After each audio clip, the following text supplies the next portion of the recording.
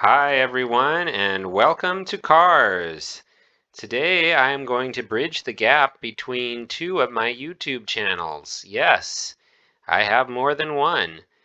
So this video is going to be about how ham radio and other radio services like CB, Citizens Band, and GMRS, FRS radios and more can be used with your Ford Maverick. Now this is something that is fairly typical with modern vehicles. However, I am utilizing the electronic manual for the Ford Maverick, and because I own a Ford Maverick, I figured this would be a great place to bridge that gap and talk about my other channel. Not only that, I hope that this will help you learn something new regarding your Ford Maverick or other vehicle. All right, I'm starting on page 534 of the downloadable user manual. There's a link in the description for the website where you can download that as well.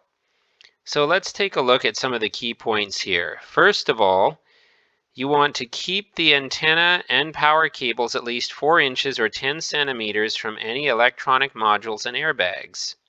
So that's a very important notice for kind of obvious reasons. Note, any radio frequency transmitter equipment in your vehicle, such as cellular telephones and amateur radio transmitters. I am an amateur radio operator, by the way. My call sign is AC7WH. That's Alpha Charlie 7 Whiskey Hotel. In any case, amateur radio transmitters must keep to the parameters in the following illustrations and table. We do not provide any other special provisions or conditions for installations or use. Moving on to the next page. So for a truck, you'll see position 1 is a bumper mount antenna. Position 2 would be a rear roof mount, and that's about where the FM antenna is already for my Maverick. And then position 3 up near the front windshield at the front of the roof. Continuing on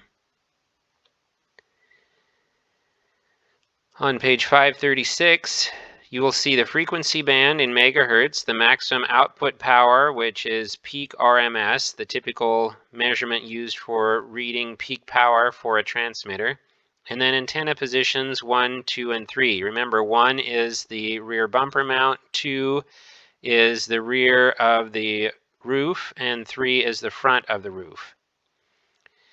All right, so you'll notice the maximum power that this is certified for is 50 watts.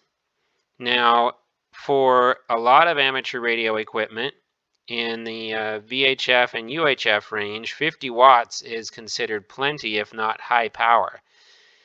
Whereas for the lower frequencies, the HF and below, 100 watts is the minimum standard power. So keep in mind you don't want to use full power depending on what your transmitter or transceiver is capable of. Now, as an amateur radio operator, the primary frequencies that I personally use are in the 1 to 30 megahertz range. Now, I do have a couple of portable antennas that will work in a wide range of frequencies. And especially if you use an antenna tuner that can help that antenna to cover an even broader range of frequencies, then you can have a relatively small antenna mounted on your vehicle and be able to utilize it without having to buy 7 different antennas for 7 frequencies, for example. But just be aware, you may not have as much efficiency as you otherwise would with a perfectly, so to speak, designed antenna just for one frequency or one band.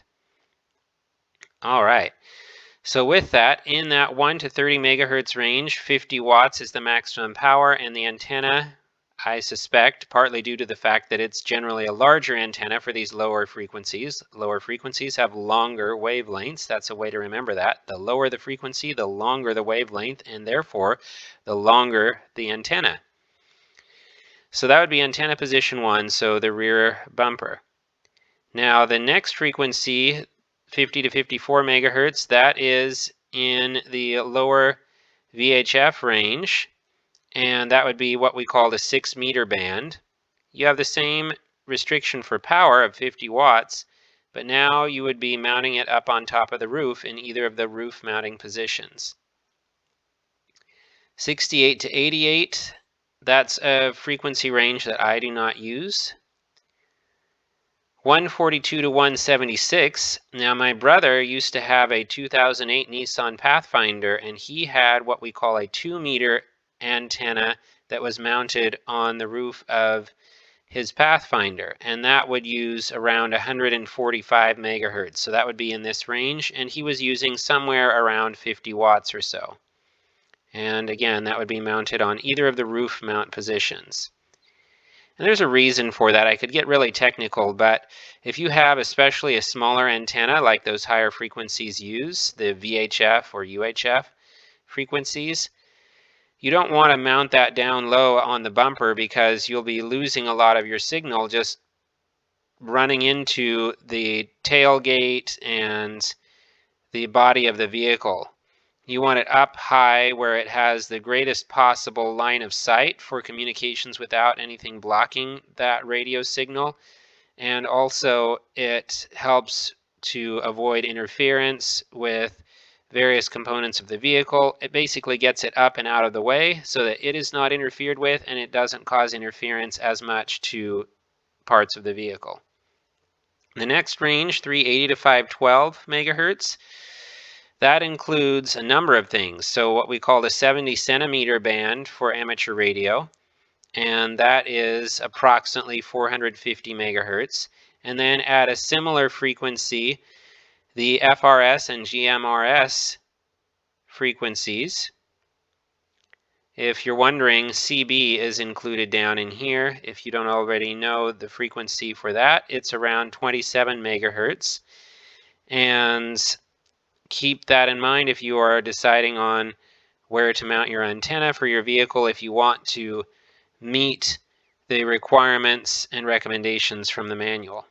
Anyhow, back to these VHF and UHF frequencies.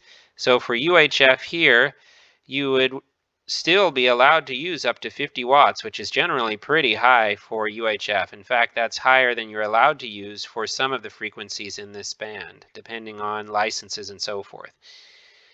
And the next highest here, the 806 to 870, that is something that I personally do not use at this time. However, that is limited to just 10 watts and roof mount only. All right, well, I hope this has encouraged you to explore new possibilities with your vehicle if you are somebody who wants to have the versatility, the safety, and the capabilities of having some form of radio with you on your vehicle. This can be especially handy in dangerous situations, whether it be fires or hurricanes or tornadoes, even earthquakes. Also, if there are other natural or man-made disasters, it is very good to have something that is not reliant upon cell phone towers or the internet or even satellites, because various things in the atmosphere can interfere with satellite communications and so forth. So having something that's portable, and especially if you're running like 50 watts, you can reach long distances. In fact, you could even reach around the world. I've reached thousands of miles with 100 watts or less. So it's very, very nice to be able to do this. And I hope you all will check out my channel. Be sure to check out the links in the description and the other videos and playlists that I recommend at the end of my videos. Thank you, everyone, and have a great day.